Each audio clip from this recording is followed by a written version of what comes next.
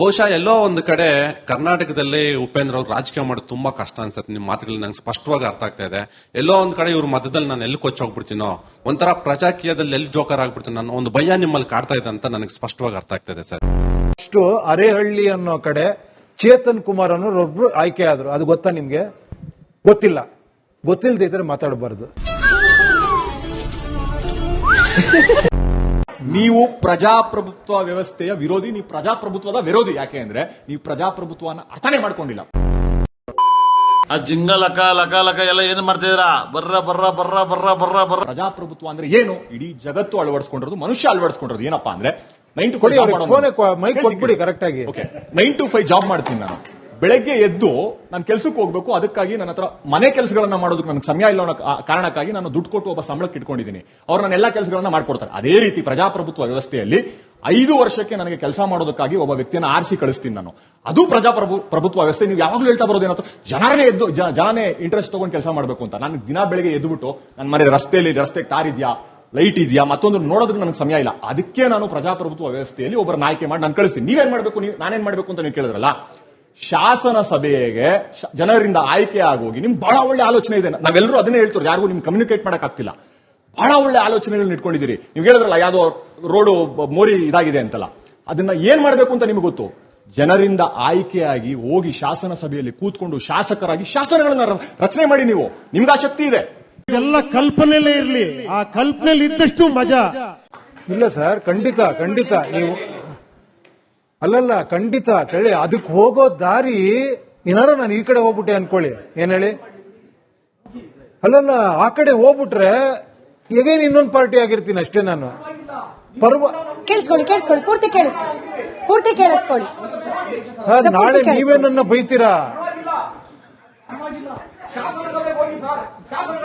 ಅಂದ್ರೆ sir probably ಇದನ್ನ ಹಿಂಗ್ ತಗೊಳ್ಬೋದಾ ಅಂತ ಅಂದ್ರೆ, ಬದಲಾವಣೆ ತರಬೇಕು ಅಂದ್ರೆ ಎಟ್ಗೆ you have to be in the system ಅಲ್ಲಿ ವಿಧಾನಸೌಧ ಅಂತಿದೆ, ಅಲ್ಲಿ ಸೆಷನ್ಗಳು ನಡೆಯುತ್ತೆ. ಸೆಷನ್ ಅಲ್ಲಿ ಶಾಸಕರು ಅಂದ್ರೆ ಜನರ ಪ್ರತಿನಿಧಿಗಳು ಕ್ಷೇತ್ರದ ಸಮಸ್ಯೆಯ ಬಗ್ಗೆ ಮಾತನಾಡ್ತಾರೆ. This is how the system is. ನೀವು ಸಿಸ್ಟಮ್ ನ ಹೊರಗೆ ನಿಂತ್ಕೊಂಡು ಬದಲಾವಣೆ ಅನ್ನೋದ್ರ ಬದಲು ಸಿಸ್ಟಮ್ ಒಳಗೆ ಹೋಗಿ ಅಲ್ಲಿ ಬದಲಾವಣೆ ತನ್ನಿ ಅನ್ನೋ ನಿರೀಕ್ಷೆ ಇರಲಿಲ್ಲ. ನಾನು ಒಳಗಡೆ ಹೋಗೋದಕ್ಕೆ ಪೊಲಿಟಿಕಲ್ ಪಾರ್ಟಿ ಮಾಡಿರೋದಲ್ವಾ ಅಮ್ಮ. ಕೇಳಿಸ್ಕೊಳ್ಳಿ ಅಲ್ಲ, ಒಂದೇ ನಿಮಿಷ ಫುಲ್ ಕ್ಲಿಯರ್ ಮಾಡಿ ಮೇಡಮ್. ಕೇಳಿಸ್ಕೊಳ್ಳಿ ಮೇಡಮ್, ಮೈಕ್ ಕೊಡ್ತೀನಿ, ಆಮೇಲೆ ಮಾತಾಡಿ ಮೇಡಮ್ ಪ್ಲೀಸ್. ಅಮ್ಮ ನಾನು ಹೇಳ್ತಿದ್ದೀನಲ್ಲ ಕೇಳಿ, ದಾರಿ ಇದೆಯಲ್ಲಮ್ಮ ಕೇಳಿ. ನಾನು ಟಕ್ ಅಂತ ಅಲ್ಲಿ ಜಂಪ್ ಆಗಕ್ಕಾಗಲ್ಲ, ಕರೆಕ್ಟ್ ಅಲ್ವಾ ಸರ್? ನೀವ್ ಹೇಳ್ದಂಗೆ ಟಕ್ ಅಂತ ಅಲ್ಲಿ ಜಂಪ್ ಆಗಕ್ಕಾಗಲ್ಲ. ನೀವ್ ಹೇಳ್ತಿರೋದು ಅಲ್ಲಿ ಹೋಗ್ಬಿಡಿ, ಹೆಂಗ್ ಹೋಗ್ತೀರಾ ಬೇಕಾಗಿಲ್ಲ. ನೀವು ಹೆಂಗೋ ಒಂದ್ ದಾರಿ ಅಲ್ಲಿ ಹೋಗ್ಬಿಡಿ, ಏನಾರ ಮಾಡ್ಬಿಡ್ತೀರಾ ಅಂತ. ಸರ್ ನಾನೊಂದು ಸತ್ಯ ಹೇಳ, ಇದುವರೆಗೂ ನಾವೆಲ್ಲರೂ ದೊಡ್ಡ ನಾಯಕರಿದಾರ ಸರ್. ಯಾರಿಗೂ ದೇಶನ ಹಾಳು ಮಾಡಬೇಕು, ದೇಶನ ಗಬ್ ಮಾಡ್ಬೇಕು ಯಾರು ಹೋಗಿಲ್ಲ ಸರ್. ಎಲ್ಲ ಒಳ್ಳೆಯವರೇ, ಎಲ್ಲ ಒಳ್ಳೆ ಕೆಲಸ ಮಾಡಬೇಕು ಅಂತಾನೆ ಹೋಗಿರೋರು. ಬಟ್ ಅವರು ಪಾಪ ಆತುರದಿಂದ ಬೇಗ ಹೋಗ್ಬೇಕು ಅನ್ಬಿಟ್ಟು ಏನ್ ಹೇಳಿ ಒಂದಷ್ಟು ದುಡ್ಡು ಕೊಟ್ಟರೆ ನಾನು ಹೋಗ್ಬಿಡ್ಬೇಕು ಅಂತ ಕೊಟ್ಟಿದ್ದಾರೆ. ಓಕೆನಾ? ಕೇಳಿ ಒಂದ್ ನಿಮಿಷ. ಅವನು 50 ಕೋಟಿ, ಅವನಿಗೆ ಗೊತ್ತಿಲ್ಲ ಇಲ್ಲೊಂದು 2,000 ಕೊಟ್ರೆ ಆಗೋಗ್ಬಿಡುತ್ತೆ ಅಂತ. 2,000 ಕೊಡೋದು ಬರೀ 2,000 ಲಕ್ಷ ಜನಕ್ಕೆ ಕೊಡಬೇಕು, ಬಿಟ್ಬಿಡಿ. ಅದಾದ್ಮೇಲೆ ಒಂದು ದೊಡ್ಡ ಪ್ರೊಸೆಷನ್ ಮಾಡಬೇಕು, ಅದಕ್ಕೆ ಮತ್ತೆ ದುಡ್ಡು ಎಲ್ಲ ಲೆಕ್ಕ ಹಾಕಿ 50 ಕೋಟಿ ಬಂದ್ಬಿಟ್ಟಿದೆ ಅನ್ಕೊಳ್ಳಿ. 50 ಕೋಟಿ ಅವನ ಹತ್ರ ಇಲ್ಲ, ಬಟ್ ಅವನಿಗೆ ದೇಶನ ಸರಿ ಮಾಡ್ಬೇಕು ಅನ್ನೋ ಆಸೆ ಇದೆ. ಅವನೇನ್ ಮಾಡ್ದ, ಪಕ್ಕದಲ್ಲೊಬ್ಬ ಇದ್ದ, ನೀನ್ ಹೋಗಮ್ಮ ನಾನ್ ಕೊಡ್ತೀನಿ ನಿಂಗೆ ದುಡ್ಡು ಅಂದ. ಇವನ ಹತ್ರ ಒಂದು 30 ಕೋಟಿ ಇಸ್ಕೊಂಡ, ಇವನ ಹತ್ರ 20 ಕೋಟಿ ಇಸ್ಕೊಂಡ. ಕೇಳಿ, ನಾನ್ ಅಲ್ಲ ಕೊಡೋದ್ ಬಿಡಿ, ನಾನು ಬಂದ್ಬಿಟ್ಟು ನಾನು ಗೆದ್ಬಿಟ್ಟೆ. ನೆಕ್ಸ್ಟ್ ಏನ್ ಮಾಡ್ತೀನಿ, ಅವ್ನು ನನ್ಗೆ ಕೊಟ್ಟಿರೋನಿದಾನಲ್ಲ, ಏನಪ್ಪಾ ಹೆಂಗಪ್ಪ ಕೊಡ್ತೀಯ ನೀನು? ಸರ್ ನೀವು ದುಡ್ಡೆಲ್ಲ ಕೊಡ್ಬಿಡಿ ಸರ್, ಇಟ್ಕೊಳ್ಳಿ ಸರ್. ಸರ್ ಇಲ್ಲೊಂದು ಮೆಡಿಕಲ್ ಕಾಲೇಜ್ ಓಪನ್ ಮಾಡ್ತಿದ್ದೀನಿ ಸರ್, ಒಂದು ಪರ್ಮಿಷನ್ ಕೊಟ್ಬಿಡಿ ಅಂದ.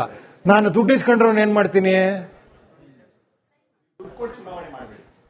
ದುಡ್ಡು ಕೊಟ್ಟು ಮಾಡ್ಬಿಡಿ ಅಂದ್ರಿ. ಇವಾಗ ನೋಡಿ ಒಂಚೂರು ಬದಲಾವಣೆ ಆಗ್ತಾ ಇದೆ ಇಲ್ಲಿ.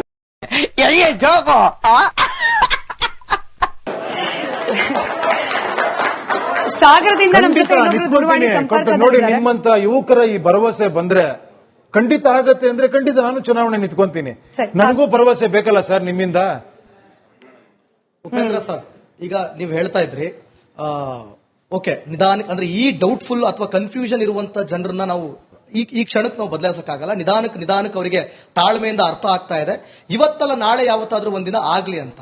ಒಂದು ಕಡೆ ಜನ ಬದಲಾವಣೆಯನ್ನ ಅಂದ್ರೆ ಈ ಒಂದು ಏನು ಬಿಜೆಪಿ ಅಥವಾ ಕಾಂಗ್ರೆಸ್ ಜೆಡಿಎಸ್ ನಾವೇನ್ ನೋಡ್ತಾ ಇದೀವಿ ಅದರ ಬದಲಾವಣೆಯನ್ನ ಬಯಸ್ತಾ ಇದ್ದಾರೆ. ಒಂದು ಇನ್ನೊಂದು, ನೀವು ಇದೇ ರೀತಿ ನಿಧಾನಕ್ಕಾಗುತ್ತೆ, ಇವತ್ತಲ್ಲ ನನ್ನ ಕಾಲಕ್ಕಲ್ಲ ಮುಂದಕ್ಕೊಂದು ದಿನ ಪ್ರಜಾಕೀಯ ಎದ್ದು ನಿಲ್ಲುತ್ತೆ ಅಂತ ಹೇಳೋ ಮಾತು ಎಲ್ಲೋ ಒಂದ್ ಕಡೆ ಜನರಿಗೆ ಇವತ್ತಲ್ಲ ನಾಳೆ ಆಗುತ್ತಲ್ವಾ ನೋಡ್ಕೊಳ್ಳೋಣ ಬಿಡು ಅನ್ನುವಂತ ಇಲ್ಲ ಬಿಡಿ, ಈ ಎಲೆಕ್ಷನ್ ಅಲ್ಲೇ ಆಗುತ್ತೆ. ನೆಗ್ಲೆಕ್ಟ್ ತರಿಸಿದ್ರೆ ಇಲ್ಲ, ಈ ಎಲೆಕ್ಷನ್ ನೆಕ್ಸ್ಟ್ ಎಲೆಕ್ಷನ್ ಅಲ್ಲಿ ಆಗುತ್ತೆ, ನಂಬ್ತೀರಾ?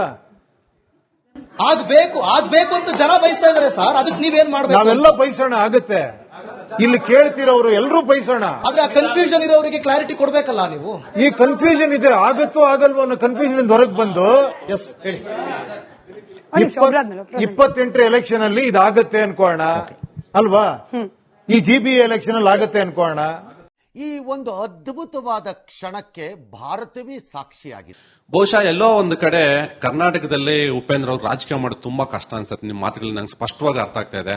ಎಲ್ಲೋ ಒಂದ್ ಕಡೆ ಇವ್ರ ಮಧ್ಯದಲ್ಲಿ ನಾನು ಎಲ್ಲಿ ಕೊಚ್ಚೋಗ್ಬಿಡ್ತೀನೋ, ಒಂಥರ ಪ್ರಜಾಕೀಯದಲ್ಲಿ ಎಲ್ಲಿ ಜೋಕರ್ ಆಗ್ಬಿಡ್ತೀನಿ ನಾನು, ಒಂದು ಭಯ ನಿಮ್ಮಲ್ಲಿ ಕಾಡ್ತಾ ಇದೆ ಅಂತ ನನಗೆ ಸ್ಪಷ್ಟವಾಗಿ ಇಲ್ಲ, ಚಾನ್ಸೇ ಇಲ್ಲ, ನೋ ವೇ ಅರ್ಥ ಆಗ್ತದೆ ಸರ್. ಓ ಬಿಡಿ, ಕ್ಲಾರಿಟಿ ಬಂದಿದೆ ತಾನೆ, ಅಟ್ಲೀಸ್ಟ್ ಅದು ಡೌಟ್ ಅಲ್ಲಿ ಪಟ್ಕೊಂಡ್ಬೇಡಿ. ಖಂಡಿತ ಖಂಡಿತ ಸರ್. ಇವ್ರಿಗೆ ಭಯ ಆಗಿದೆಯಾ ಇಲ್ವಾ ಕ್ಲಾರಿಟಿಯಾಗಿ ಹೇಳ್ಬಿಡಿ. ನಿಮ್ಗ ಭಯ ಇದೆಯಾ ಸರ್ ಈಗಿರುವ ಈ ರಾಜಕೀಯ ವ್ಯವಸ್ಥೆ? ಅವ್ರು ಹೇಳ್ಬಿಟ್ರಲ್ಲ ಭಯ ಇದೆ ಅಂತ. ಅವ್ರ ಅಭಿಪ್ರಾಯ ಸರ್, ನಿಮ್ಮ ಅಭಿಪ್ರಾಯ ಅಂದ್ರೆ ಈಗ ಎಕ್ಸಿಸ್ಟಿಂಗ್ ಸಿಸ್ಟಮ್ ಏನಿದೆ ರಾಜಕಾರಣ, ಅದರ ವಿರುದ್ಧವಾಗಿ ನಿಂತು ಅಥವಾ ಅದರ ಜೊತೆಯಲ್ಲಿ ನಿಂತು ಹೋರಾಟ ಮಾಡಿ ನಿಮ್ಮ ಸಿಸ್ಟಮ್ ಅಲ್ಲ, ಹೋರಾಟ ಅದನ್ನು ಹೇಳ್ಬಿಡಿ, ಹೋರಾಟ ಹೆಂಗ್ ಮಾಡ್ಬೇಕು ಅಂತ. ಯಾರಿಗಾರ ನಾನು ಬೈಬೇಕು, ಅದಕ್ಕೆ ಭಯ ಇದೆ ನನಗೆ, ಅದು ಹೇಳಿ ಸರ್. ನೀವ್ ಯಾಕೆ ಸರ್ ಅವ್ರಿಗೆ ಬೈತಾ ಇಲ್ಲ? ಭಯ ಇದೆ ಸರ್ ನಿಮ್ಗೆ, ಅದಕ್ಕೆ ಬೈತಾ ಇಲ್ಲ ಅಂತ ಸರ್. ನೀವು ಅವಾಗ್ಲೇ ನಾನು ಹೇಳ್ತೀನಿ ಯಾಕೆ ಬೈಬೇಕು ಅಂತ ಹೇಳ್ತೀನಿ. ನಾನು ಫಸ್ಟ್ ಆಫ್ ಆಲ್ ಯಾಕೆ ಬೈಬೇಕು? ನಾವೇ ಎಲೆಕ್ಟ್ ಮಾಡಿ ಕಳಿಸಿರೋರಲ್ವಾ ಅವ್ರನ್ನ? ಯಾರನ್ನ ಬೈಬೇಕು ಅವಾಗ? ಅವ್ನ ಎಲೆಕ್ಟ್ ಮಾಡಿರೋನ್ ಬೈಬೇಕಾ, ಎಲೆಕ್ಟ್ ಆಗಿರೋನ್ ಬೈಬೇಕಾ? ಒಂದ್ ಹೇಳಿ. बात तो सही है दौड़ा तो पड़ता है उसके धंधे के बारे में क्या? ನಾವ್ ಎಲೆಕ್ಟ್ ಮಾಡಿರೋರು ಯಾರು ನಮ್ಮ ಬೈಬೇಕು? ತಪ್ಪು ನಾವು ಮಾಡಿರೋದು, ಕರೆಕ್ಟ್ ಅಲ್ವಾ? ಪ್ರತಿ ಸತಿ ನಾವು ಅವ್ನ್ ಸರಿ ಇಲ್ಲ, ಇವನ್ ಸರಿ ಇಲ್ಲ, ಇವನ್ ಸರಿ ಇಲ್ಲ, ನಾನ್ ಸರಿ ಇದೀನ? ನಮ್ಮನ್ನ ನಾವು ಕೇಳ್ಕೊಡೋದೇ ಇಲ್ಲ. ನಾನ್ ಕರೆಕ್ಟ್ ಸರ್. ಸರ್ ನಮ್ಗೆಲ್ಲ ಗೊತ್ತು ಸರ್. ನಿಮ್ಗೇನೋ ಡೌಟ್ ಇದ್ದಂಗಿದೆ ಸರ್.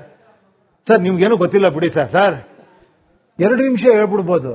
ಈ ಕ್ವಶನ್ಗೆ ಆನ್ಸರ್ ಮಾಡಿ. ತಪ್ಪು ಮಾಡಿರೋದು ಯಾರು ಹೇಳಿ ಸ್ವಾಮಿ? ಮಾಡ್ತಾ ಇದೀನಲ್ಲ ಸ್ವಾಮಿ, ಇನ್ನೇನ್ ಮಾಡ್ಬೇಕು ಹೇಳಿ? ಅಟ್ಲೀಸ್ಟ್ ಅದಾರ ಹೇಳಿ. ಈಗ ಪಕ್ಷ ಒಂದ್ ನಿಮಿಷ ನಿಮ್ಮನ್ನೇ ಕೇಳ್ತೀನಿ, ನಾನು ಏನ್ ಮಾಡ್ಬೇಕು ಹೇಳಿ? ಧೈರ್ಯ ಬಂದ್ಬಿಟ್ಟಿದೆ ಸರ್. ನಿಮ್ಮನ್ನ ನೋಡಿ ನಂಗೆ ಧೈರ್ಯ ಬಂದಿದೆ. ಏನ್ ಮಾಡ್ಬೇಕು ಹೇಳ್ರಪ್ಪ, ಹೇಳ್ರು ಸರ್. ಈಗ ಪಕ್ಷ ಕಟ್ಟಿದೀರಾ, ಪಕ್ಷ ನಮ್ ಚಿಕ್ಕಬಳ್ಳಾಪುರದಲ್ಲ ಪೆರೆಸಂದ್ರಲ್ಲಿ ಪ್ರಜಾಕೀಯ ಅಂದ್ರೆ ಏನಂತ ಕೇಳ್ತಾರೆ. ಬೆಂಗಳೂರಲ್ಲಿ ಓದಿರೋರ್ ಗೊತ್ತು, ಹಳ್ಳಿ ಕಡೆ ಹೋಗ್ಬಿಟ್ಟು ಪ್ರಜಾಕೀಯ ಅಂದ್ರೆ ಯಾರು ಅಂತ ಕೇಳ್ತಾರೆ. ಹಳ್ಳಿ ಕಡೆನೆ ಫಸ್ಟ್ ಗೆದ್ದಿರೋದು ಗೊತ್ತಾ ಇಲ್ಲಿ? ಅಲ್ಲ ಕೇಳಿ, ಒಂದ್ ನಿಮಿಷ ಇಲ್ಲ, ಒಂದ್ ನಿಮಿಷ ಆರ್ಗ್ಯುಮೆಂಟ್ ಬೇಡ, ಜಗಳ ಆಡೋದ್ ಬೇಡ, ಇನ್ನೊಂದ್ ಸ್ವಲ್ಪ ಸಮಾಧಾನ ಮಾತಾಡೋಣ. ಕೇಳಿ, ಫಸ್ಟ್ ಅರೆಹಳ್ಳಿ ಅನ್ನೋ ಕಡೆ ಚೇತನ್ ಕುಮಾರ್ ಅನ್ನೋರೊಬ್ರು ಆಯ್ಕೆ ಆದ್ರು. ಅದು ಗೊತ್ತಾ ನಿಮ್ಗೆ? ಗೊತ್ತಿಲ್ಲ. ಗೊತ್ತಿಲ್ಲದೆ ಇದ್ರೆ ಮಾತಾಡಬಾರ್ದು. ನಿನ್ಗಿದು ಬೇಕಿತ ಮಗನೇ, ವಾಪಸ್ಸು ಒಂಟೋಗು ಶಿವನೇ. ಬಟ್ ಅದ್ರ ಬಗ್ಗೆನೂ ವಿಶ್ಲೇಷಣೆ ಮಾಡೋರಿದ್ದಾರೆ. ಸ್ವಂತ ಬಲದಿಂದ ಅಥವಾ ಅವ್ರಿಗಿದ್ದ ಬ್ಯಾಕ್ ಗ್ರೌಂಡ್ ಇಂದ ಗೆದ್ದಿರಬಹುದು. ನೀವು ನಾಳೆ ಯಾರು ಗೆದ್ರು ಹಂಗೆ ಹೇಳ್ತೀರಾ? ನಾಳೆ ಅವ್ರು ಯಾರು ನಿಲ್ಸ್ಗೆದ್ರ ರೀ, ಅವ್ರದ್ದು ಏನೇನ್ ಮಾಡಿದಾರೆ ಗೊತ್ತೇನ್ರಿ, ಅವ್ರು ಸುಮ್ನೆ ಗೆಲ್ಲಿಲ್ಲ ರೀ ಅಂತಾನು ಹೇಳ್ಬೋದು. ಸರ್ ನೀವು ಹೇಳ್ತಾ ಇದ್ರಿ, ಅದಕ್ಕೆ ಆನ್ಸರೇ ಇಲ್ಲ. ಅದಕ್ಕೆ ಉಪೇಂದ್ರ ಅವರೇ, ನೀವು ಹೇಳ್ತಾ ಇದ್ರಿ ಜನರೇ ಮಾಡ್ಬೇಕಿಲ್ಲಿ ಪ್ರಜಾಕೀಯ ಅಂತಂದ್ರೆ ಜನರಿಗೆ ಬಿಟ್ಟಿದ್ದು. ನೀವು ತಪ್ಪಾಗದನ್ನ ಎಲ್ಲ ಏನ್ ಹೇಳ್ತೀರ ಗೊತ್ತಾ? ಎಲ್ಲ ಜನರೇ ಮಾಡ್ಬೇಕಂತಿದ್ರಲ್ಲಿ, ಏನೋ ಸಿಎಂ ಅನ್ನೋದೇ ಇರಲ್ಲ ಅಂತಿದ್ರಲ್ಲಿ, ಏನು ಸಿಸ್ಟಮ್ ಇರಲ್ಲ, ಏನೇನೋ ಮಾತಾಡ್ಕೊಂಡ್ಬಿಟ್ರೆ ನಾನೇನೋ ಮಾಡಕ್ಕಾಗಲ್ಲ. That's why you should have that clarity before asking me. ನಾನು ಹೇಳ್ತಿರೋದು ಎಲ್ಲ ಚೇಂಜ್ ಅಲ್ಲ. ನಾನು ಹೇಳ್ತಿರೋದು ನಾಯಕ. ಒಂದ್ ನಿಮಿಷ, ನಾಯಕ ಅನ್ನೋದ್ರ ಬದಲು ಅವನ್ನ ಸೇವಕ, ಅದನ್ನ ಹೇಳಿದಾರೆ. ಅದನ್ನೇ ನಾನು ಮತ್ತೆ ವಾಪಸ್ ಹೇಳ್ತಾ ಇದ್ದೀನಿ. ಅವನೊಬ್ಬ ಕಾರ್ಮಿಕ ಹೇಳಿ. ಆಮೇಲೆ ಅವನು ಸಂಬಳಕ್ಕೋಸ್ಕರ ಕೆಲಸ ಮಾಡೋ ಸಿಸ್ಟಮ್ ಬರಬೇಕು. ನಮ್ ದೇಶ ನಾವು ಕಟ್ಟಿರೋ ದೇಶ ಇದು. ನಾನು 50 ಕೋಟಿ ಹಾಕ್ಬಿಟ್ಟು 2 ಲಕ್ಷ ರೂಪಾಯಿ ಸಂಬಳ ಮಾಡೋ ಕೆಲ್ಸಕ್ಕೆ ನನ್ನ ತಂದ್ರೆ ಏನಂತೀರ ನೀವು? ನನ್ನ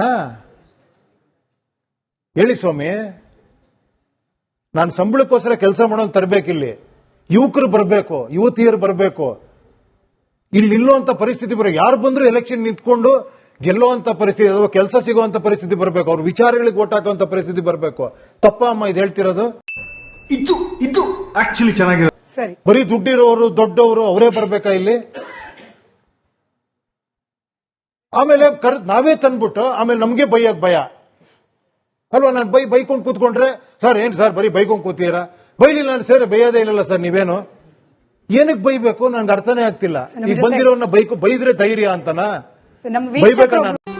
ಮತ್ತೆ ಭೇಟಿಯಾಗೋಣ. ನಮಸ್ಕಾರ.